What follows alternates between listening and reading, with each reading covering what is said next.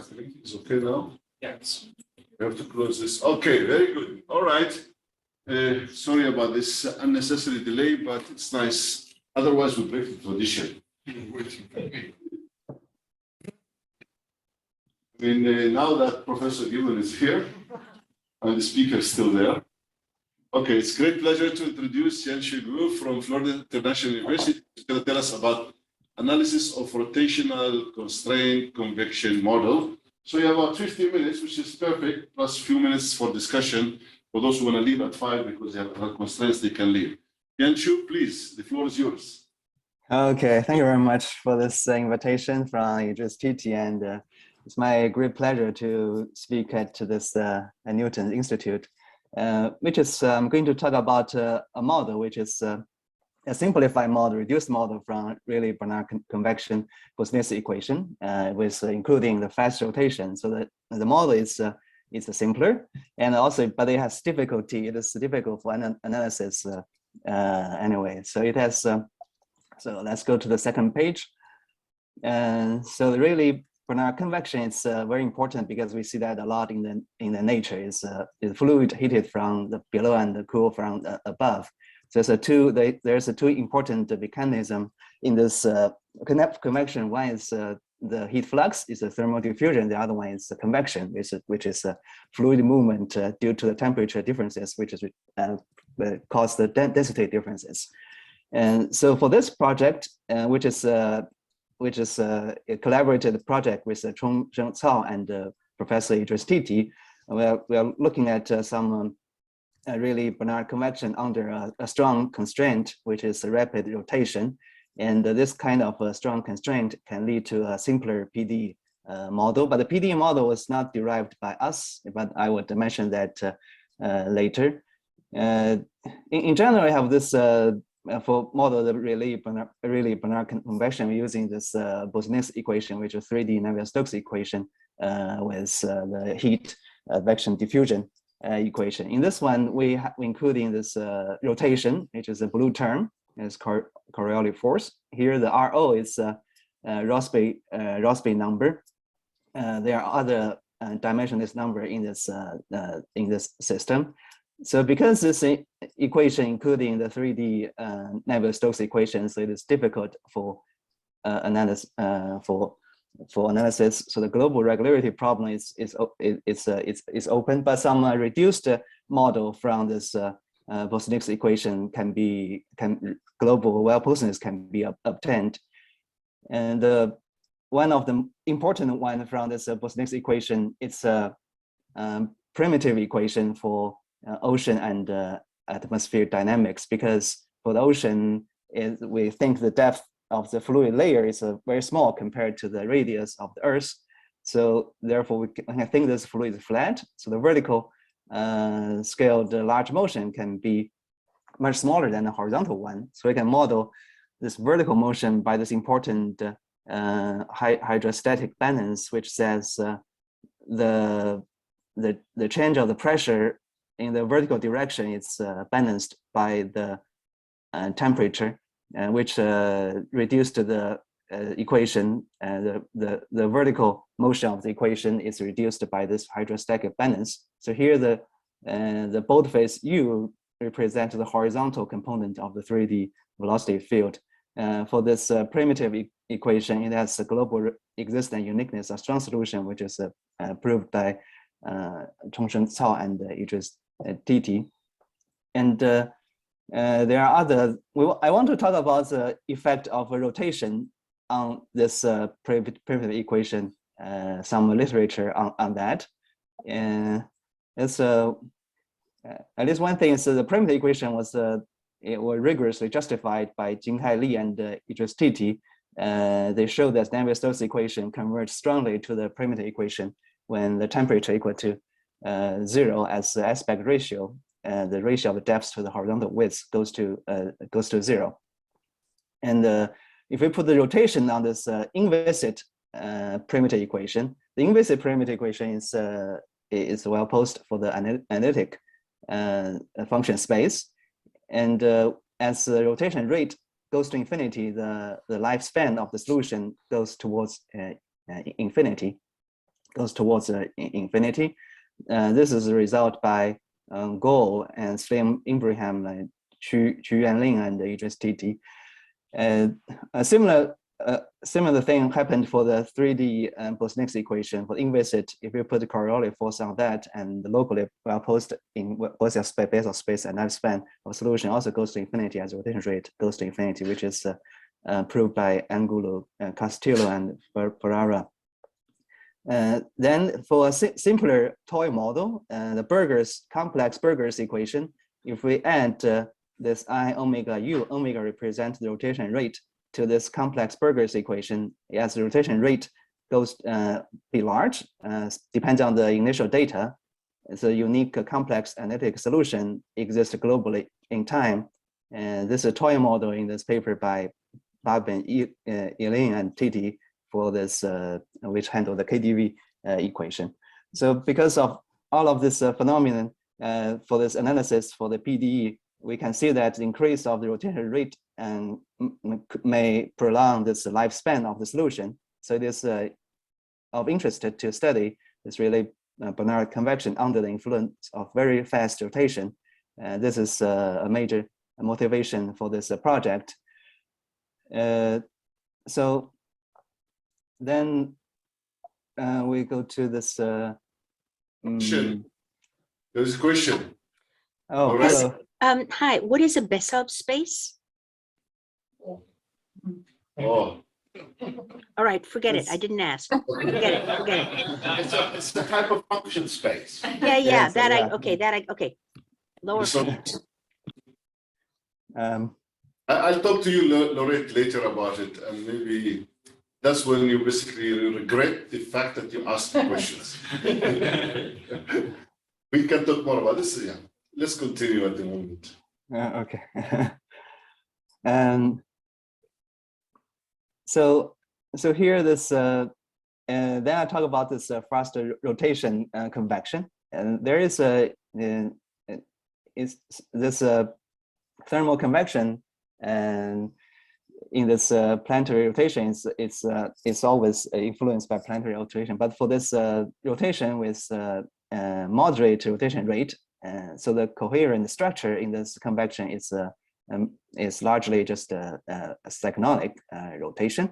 However, experiment shows if we increase the rotation rate, then you could have a transition to equal population of cyclonic and anti-cyclonic structures in this in the fluid convection. And there is a flow visualization experiment of Beef and Eka. And so they find out this striking topological change in this dynamic null vortices if in the strongly nonlinear and turbulent regime, the plume generation in this thermal boundary layer result in a new population of anticyclonic plumes in addition to the cyclonic population, which is interesting phenomenon is done by this experiment. They have the picture. And I can show you a picture. But this experiment set up by this two researchers. They put the fluid tank and fast rotation, they heated from below, and they have a video camera on the above, and they can see this what is this of the fluid. And then they find out they have this picture for this low rotation rate to the high rotation rate. For this not too fast rotation rate, we can see this what is this rotation? It's cyclonic. This is so the thick line is a cyclonic structure, and the thin line is anti-cyclonic rotation. So here, if the rotation is not too fast, you have most of them is you can see the cyclonic one, but then it's after this fast rotation, and then here you can see this cyclonic and anticyclonic. Both of them appears in this fluid, just like looks like many gears meshed together. It's a cyclonic rotation, anticyclonic rotation in this fluid by experiment for the fast rotation. Then, so in order to, hello? Yes, that's I didn't catch, what's the difference in, what's changed in the different panels? Can you just review what is Rossby number. Rossby Yeah, the number? Rossby. Yeah, Rossby. He said this. Yeah, so it's a small. At the beginning, it's a Rossby. This rotation rate. It's is 0, and now this at the end the rotation rate is 4.8 times 10 to the 4. Yeah, it's increasing rotation rate. Yeah, it's a very fast rotation at the end, and so yeah, let's experiment. Also, you'll be interested to study and to this anticyclonic vortical structure by numerics. But direct simulation on this Boussinesq equation for this strongly nonlinear and turbulent regime is expensive. So, but Julien and Knobloch, they derived some reduced model for this rotational constrained convection in the asymptotic limits of thin columnar structure and rapid rotation. Also, Sprague and others, this group, they did the numerical simulation. They discovered the similar visualization indicated similar existence of cyclonic and anticyclonic the population, which is kind of consistent with a experimental result. Then, so they have this. We want to study their PDE model. So their PDE model, they derive is a reduced model from Boussinesq equation. It's an interesting model. I think it's a simpler than Boussinesq, but it's still complex enough for analysis. And so I just want to briefly mention the derivation of this model, but it's not derived. It's derived by Julien and Knobloch. It starts with the 3D Boussinesq equation with this rotation, and they choose some. And because for fast rotation, the structure of the fluid would be tall and thin structure, which is referred to the Taylor columns. So here they choose the aspect ratio, the height, and divide by the width. The horizontal scale is AZ. So if for the tall structure, the A sub Z is very large.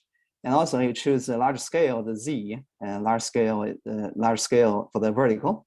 And also you choose the slow time, So do the substitution in here. So we have the large scale, vertical large scale and slow time.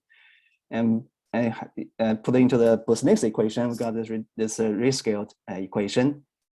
And then average this one and for faster temporal and small spatial scales. And then you have this interesting, this one is the blue term for the average. This is corresponds to this, at the end, they would corresponding to the hydrostatic balance because the vertical change of the average of the pressure is balanced by the average of the temperature. And they're subtracting this two equation, and then you got this a little bit complicated system, but here you can see that yes, rotation is one, and at the end it was balanced by this gradient of the pressure, which is an important balance. And then he chose this because we want to asymptotic theories for the small value of Rossby number. So the Rossby number is epsilon. So important to the scaling. This maybe the most important scaling for this one is the AZ. It's aspect ratio. It's the height divided by the horizontal scales is 1 over epsilon. This is the scaling they chose. So with this scaling, and we could have for the average, you could have hydrostatic balance. Also for this, we could also have this important geostrophic balance, which is a pressure gradient. Pressure gradient is balanced by the Coriolis effect for the fast rotation. Also for this geostrophic balance, it also implies a horizontal flow. It's a non-divergent on small scales. And also it implies because of this incompatibility condition, you could have the partial z of the vertical motion is also 0, which is implies the vertical velocity which is vanishes at leading order. And yeah, so and then it implies the conclusion is this velocity does not vertically does not depend on z, because the partial z of this velocity is equal to 0 for leading order. This only depends on this slow variable z only. So for the velocity, vertically depends on the slow variable z only. And similar thing holds for the temperature. Then, yeah, this is some nice picture for the geostrophic balance, which is Coriolis force balanced by the pressure. Yeah, it results in this nice structure in nature. So, and then here also important is I mentioned here that's scaling, and the ratio is the ratio of the height divided by the horizontal length is 1 over the Rossby number. So the first rotation, which corresponds to the very tall Taylor columns. And also here some comments is in the classical small aspect ratio, the flat regime, the strong stable stratification, like in the Earth's ocean or atmosphere, this only have the weak vertical motion only, because the strong stable stratification. But for this present large aspect ratio, the tall cases, the unstable stratification permits substantial vertical motions. So it is vertically have also have a non-trivial motion vertically. Then at the end, after some asymptotic theory, they derived this system. So here we have the W is vertical velocity, the omega is vertical component of the vorticity vector, and so the U is a horizontal component of the velocity, three-dimensional velocity, and we only have the horizontal viscous and horizontal diffusion.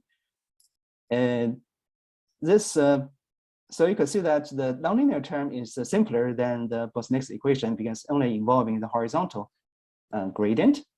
And the vertical gradient is through this slow variable z, which is linear. This is also linear. And these two terms have its meaning. So when this term is from the pressure gradient. This term is from the Coriolis force.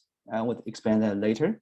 But this also we have this slow time, but when we do this analysis, we set the slow time and partial theta bar, partial t, we set that equal to 0 for this for convenient of analysis. Also, the horizontally, you have this horizontal incompressibility condition.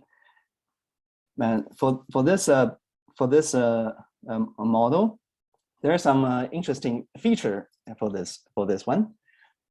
Interesting feature for this model. Yeah, because at the beginning for this rotation Boussinesq equation, you have Rossby number, but now his Rossby number is absent because we take the limit for this Rossby number goes to 0. And here the coupling of this first two equation, the W and the omega is coupling through this linear term, through this two linear term. And these two linear term, one is represent the pressure gradient, the other one represents the Coriolis force. So the partial phi, partial z is from the geostrophic balance. This implies the p is balanced by the negative of this stream function. The phi is a horizontal stream function, and takes this vertical derivative. We got this partial p, partial z is a vertical gradient.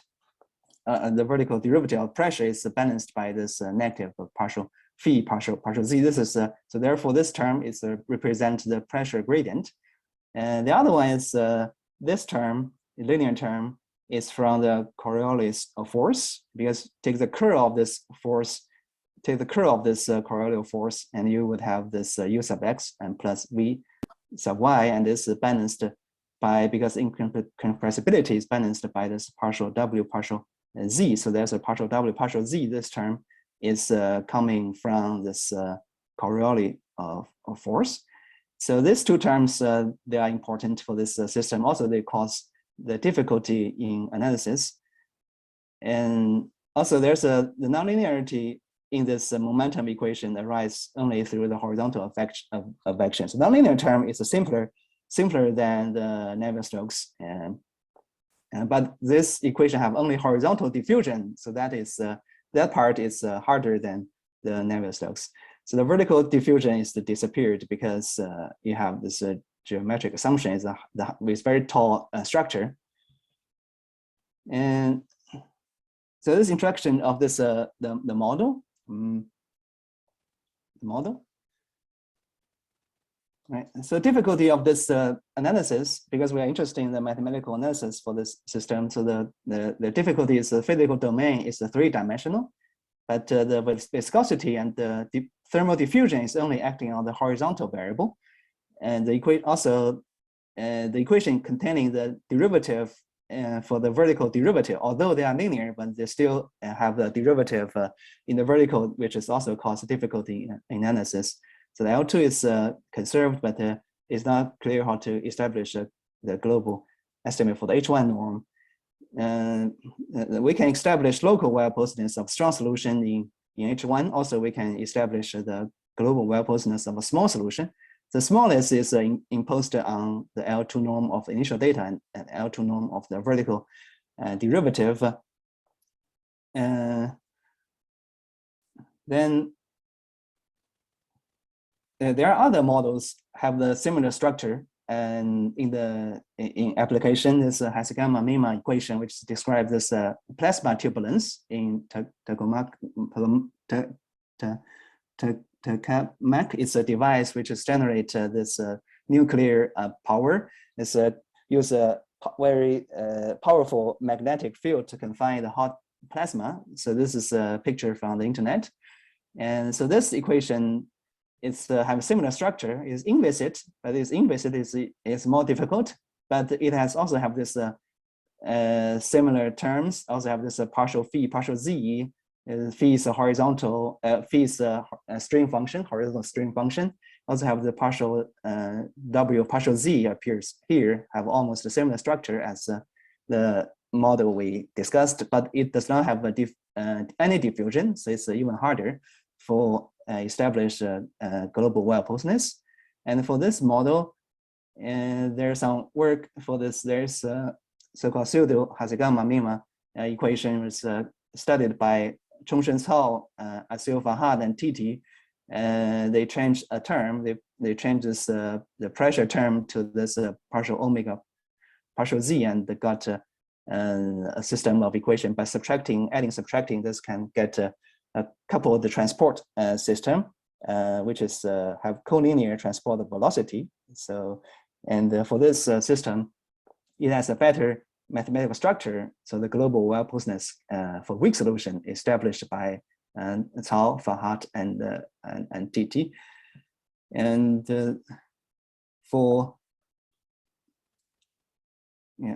one thing we try to attack this problem because there's difficulty to establish the global well-postedness for the regular solution for this equation. So we try to impose some very weak dissipation to this equation, and we want to make the dissipation here is as weak as possible as we can, so that we can attempt to get the global well-postedness for this system. So here this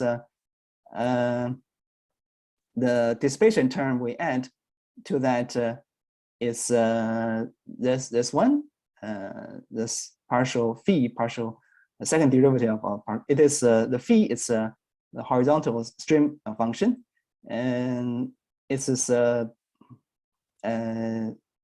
defined as the inverse Laplace horizontal Laplacian of this vorticity, and then we take the second derivative in terms of z.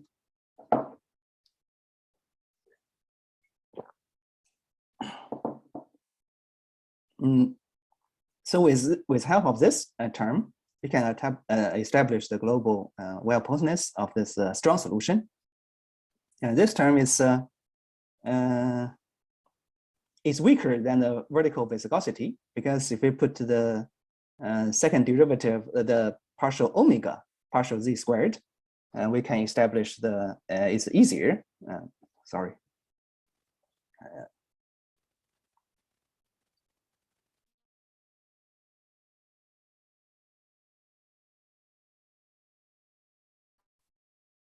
Sure.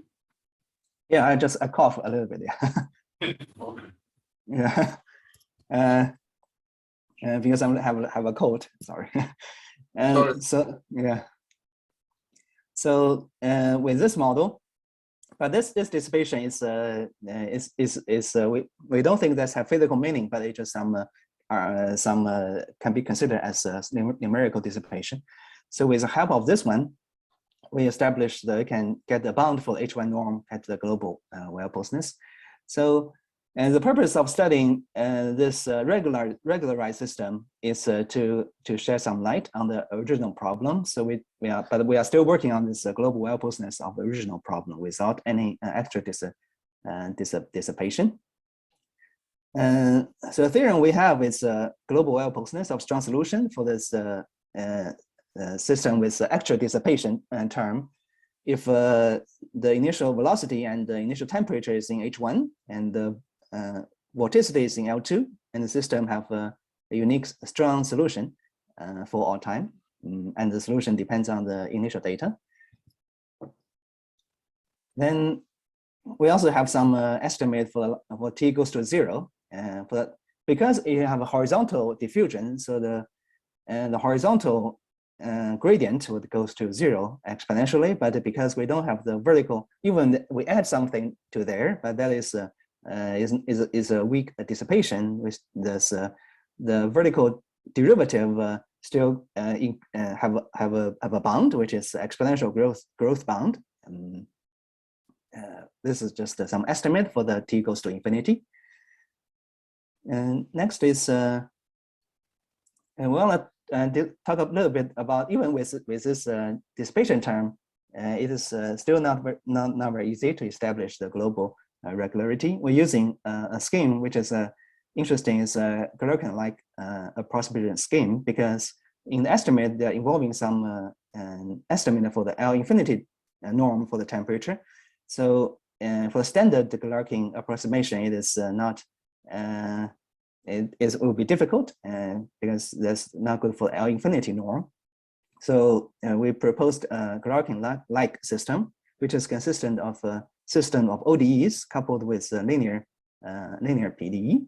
And so it is all set up in a iteration format.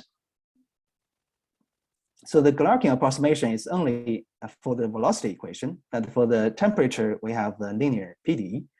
Then the system looks like this situation. You have a velocity, vertical velocity W, and the vorticity is a finite dimensional. We're using the standard Galerkin approximation for that. But for this last, it just is a linear PDE. It's not a Galerkin approximation. So, by this iteration is we need to put the theta 1 as a solution for the heat equation and plug into the first equation, and then because the first two equations is ODE, so that we got to this the WM and the U and and plug into this third equation, and then the third equation is linear, because you have only linear for theta, because you already have the UM and the WM in that. So that's give you the linear PDE have a solution, at least for this at the level of this. For each M, you have a solution. Then you can do the estimate H1 bound and do the convergent at the end, because it's iteration. There's something need to be done to handle the iteration at the end to make the bound hold for all the M. So this interesting scheme for this justification for this regular strong solution. And also there's some inequality that we need to use in this estimate. So the idea is basically just energy method.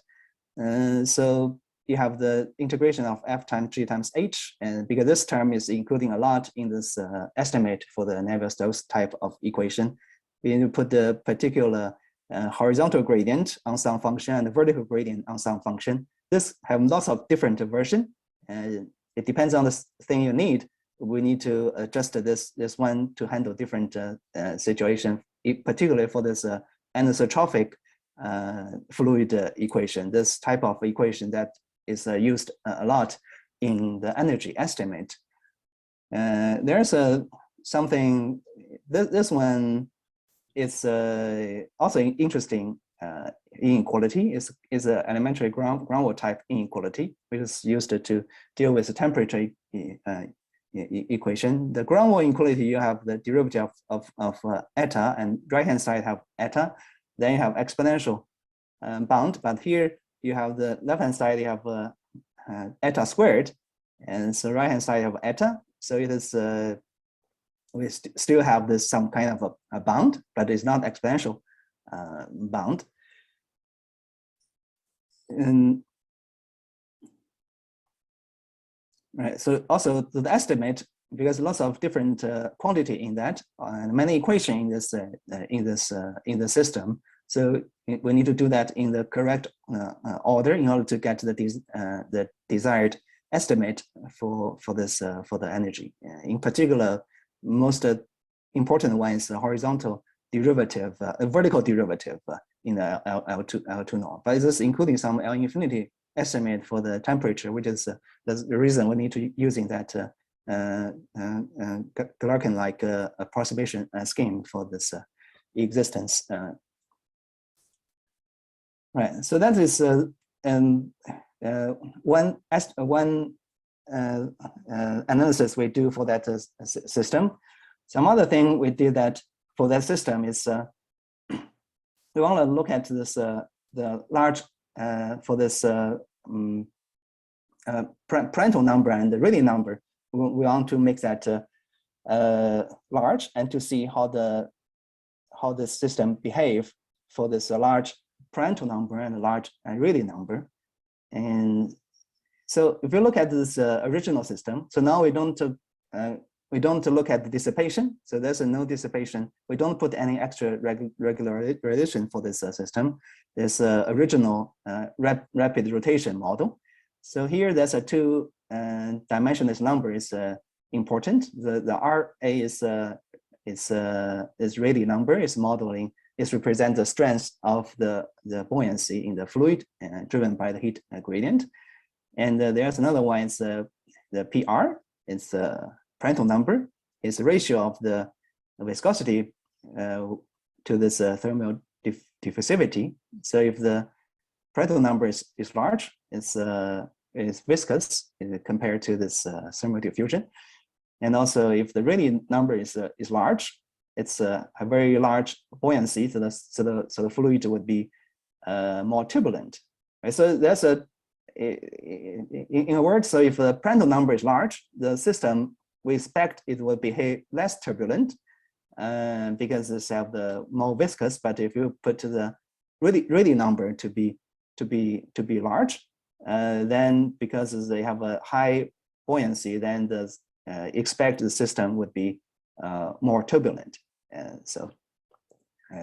Then there's some picture which is it's not because I don't do numerics, but this is from this paper by Sprague, Julien, Knobloch, and Verney, and they graphed using that model to graph something for different Rayleigh number, and so this one is the increasing of Rayleigh number. So if you have the small Rayleigh number, it have this the column, it looks not very turbulent, but if increasing the Rayleigh number, at the end it looks like it's more and more turbulent for large Rayleigh number, which is consistent with intuitive.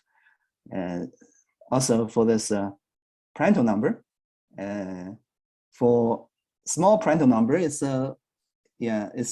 looks more turbulent, but for large parental number, it's organized into this column. It's less turbulent. For the last one is the parental number goes to infinity. This is some picture from their paper about numerics. Yeah, also, they have this interesting picture that they put the horizontal is a Prandtl number, and the vertical is a Rayleigh number. So if you see from this picture, we also can see that if the increasing of a Prandtl number, it's less turbulent. But if you're increasing of the Rayleigh number, it becomes more turbulent. Increasing of Rayleigh number, it's become more turbulent. This is the most, from all this picture, the most turbulent case is this one. It's a small Prandtl number and a large Rayleigh number. It looks very turbulent. But there's one interesting case, which is the large Rayleigh number and the large Prandtl number, because these two things kind of contradicting in some sense. So, if you look at this picture, it seems not very complex. Yeah, this is some situation we also studied, which is large Prandtl and the large Rayleigh number, which is the last situation. From the picture, it looks not too bad. Right.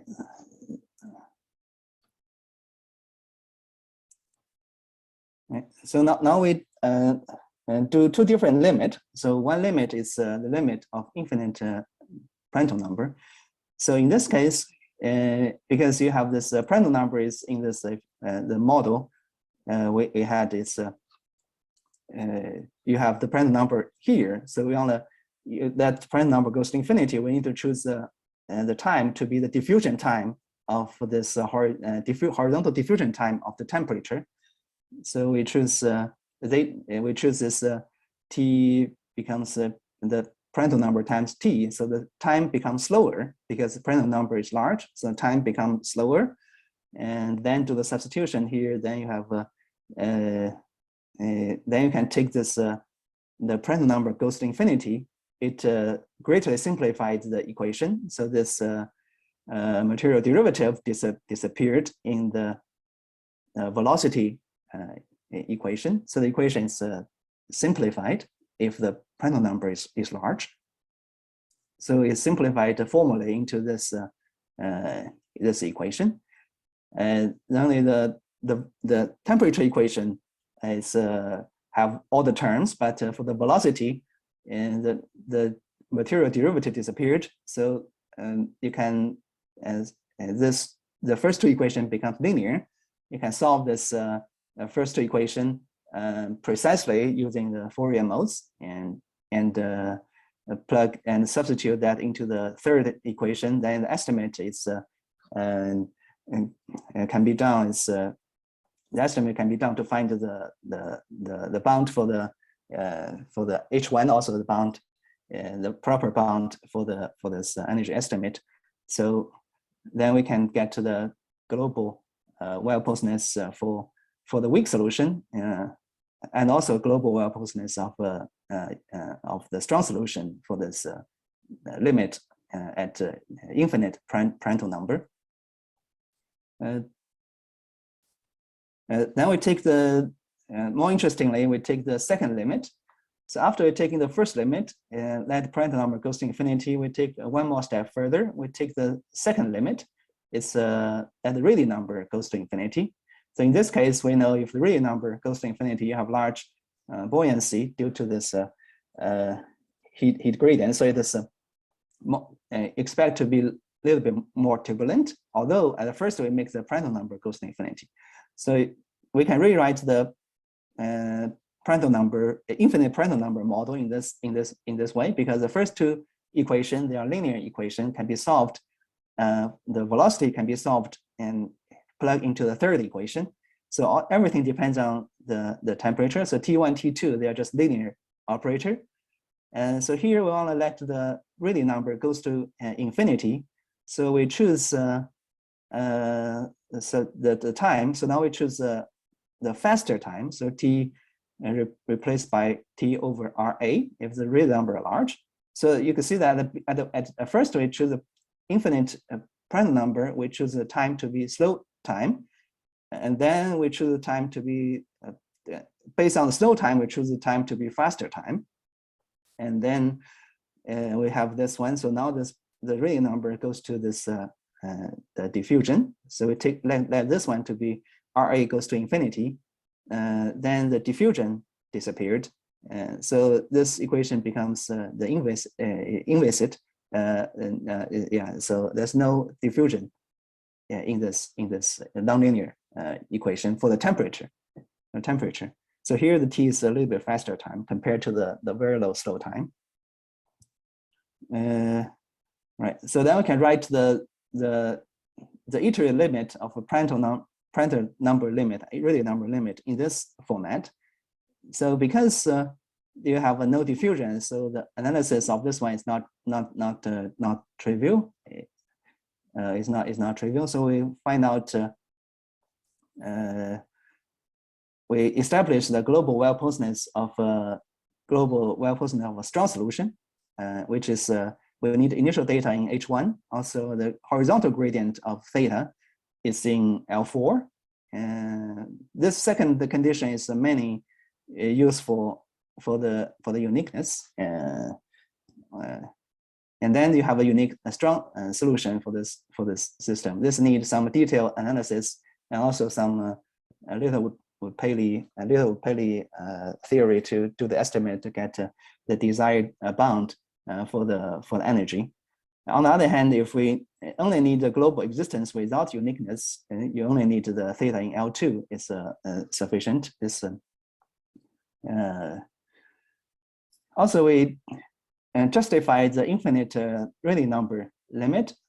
So this, in particular, we show that because we already have the strong solution for this for the finite Rayleigh number case, which is infinite Prandtl number case, infinite Prandtl number and finite Rayleigh number case, we have the strong solution. Also for this infinite Prandtl and Rayleigh number, we also have this case. We also have strong solution. We want to show this strong solution, finite Rayleigh number strong solution converge to the infinite Rayleigh number strong solution in some sense. So we let the epsilon to be the 1 over Rayleigh number. And so this is a finite Rayleigh number equation. It has a strong solution. And we let epsilon goes to infinity. So we showed the strong solution converge to the strong solution for the infinite Rayleigh number case. It's a strong convergence in the L2 norm. And so all this quantity is convergent. Also, convergent rate, it's of the order epsilon. But the thing is, because we don't have the uniform bound for this infinite Rayleigh number case, so therefore this the convergent is the c, the constant c depends on the time, depends on the time, also depends on the initial data. So that is the justification of the infinite Rayleigh number limit. Yeah, finally, it's the summation. So in this talk, I talk about a reduced system for rapid rotation convection. This system is locally well-posed and has global small solution. And we did some analysis for that one. So the major goal is to find the global regularity for the system, but we're still working on that. But the thing we have is we add a weak dissipation to this system. We showed the global well-posed of strong solution for the regularized system. And also for the original system, we let the Prandtl number goes to infinity. We show the global well-posedness of weak and strong solution. And also at the infinite Prandtl and Rayleigh number, we show the global well-posedness of a strong solution. And with all the research, we expect to get more insight of the structure of the original system, which can prepare us to solve the global well-posedness problem for the original full model in the future. And in general, there's other system are interested in this similar spirit, because if there's a flow fluid convection, if there's a dominant balance in this equation, then it can be used to derive a simpler set of governing equation. There's lots of such kind of a model in the literature. So besides we studied the rotational constraint Rayleigh convection model I discussed in this talk. There are other strong constraints can lead to a reduced system. They are like this convection in strong magnetic field and magneto-rotational instability and dynamo action in rapid rotation, convection, all of this can have an interesting problem for analysis, but they are all interesting but challenging problem to get to the global solution. And so the reference, the modeling and numerics is done by the group of Julien and Knobloch. And so analysis is I did with Chongshen Cao and TG for some analysis, but we're still working on this the problem. So that's thank you very much. Yeah, thank you. Thank you, Yanqiu, for going through this Zoom. Comments? Yes, John? I noticed you did the infinite limit of Rossby and Prandtl. Did you, do you see any changes in your analysis in the Reynolds number? I'm not talking about an infinite limit, the Reynolds number, but you see, or is the Reynolds number just a parameter? So the Reynolds number, you mean the viscosity?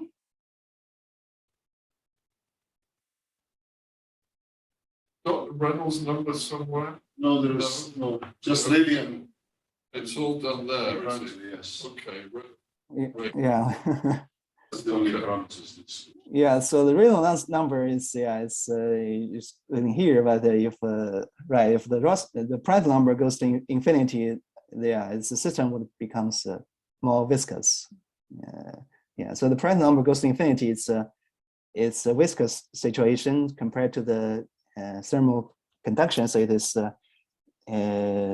it's easier to analysis for a large Prandtl number. What would the Reynolds number actually be in flows like this? It's not typical velocity because what determines things is the buoyancy, which is the Rayleigh number, compares to the Prandtl, which is the viscosity. So, but you can have some flows in convection where the Rayleigh number is enormous, but the Reynolds number isn't that big. So, have you any idea what the Reynolds number might be? it's not in this context. I mean, I remember some of those experiments that Liebschow did 30 years ago. And people said, oh, you've got this huge Rayleigh number. But actually, the Reynolds number was only about 300 or 400. So it wasn't actually that turbulent. So the Rayleigh number square root is typically the order of the large scale Reynolds number. So if you have 10 to the 8th on Rayleigh, you have 10 to the 4th on the large scale Reynolds number. But if you consider it's a Taylor microscale Reynolds number, roughly the square root of that, that's when you get the order of magnitude of Reynolds number you're talking about. Okay. Thank you. Yes, Hi. So when your Prandtl number goes to infinity, you showed that you get in the numerical simulations columnar structures rather than turbulence, right? Right. If the Prandtl number goes to infinity, it's this one. So you have a less turbulent, right? Yeah. Less turbulence, and you have columnar structures.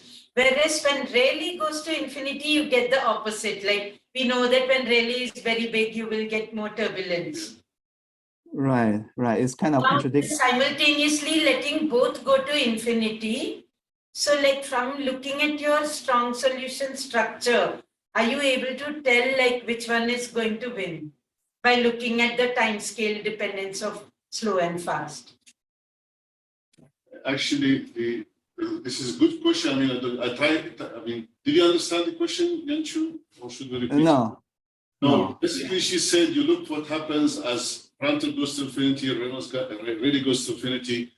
Do you know which is more going? I mean, which one is stronger, etc., etc. Oh. And so in these types of regimes, this is a different type of set of geophysical parameters, but the whole principle behind quasi-geostrophic theory is that the stratification and the rotation numbers are almost the same. So you have to think about a different type of equation for those situations. What was people came up with was quasi-geostrophy.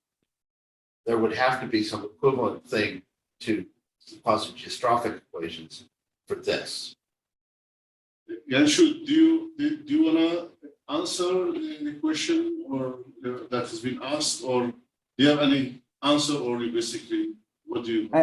Yeah. So what's the question? Is for when the real number and the Prandtl number both large, which one is more dominant? Is the question. Which phenomenon? Which one is more dominant, because one is a small time, slow time thing, and another is a fast time thing.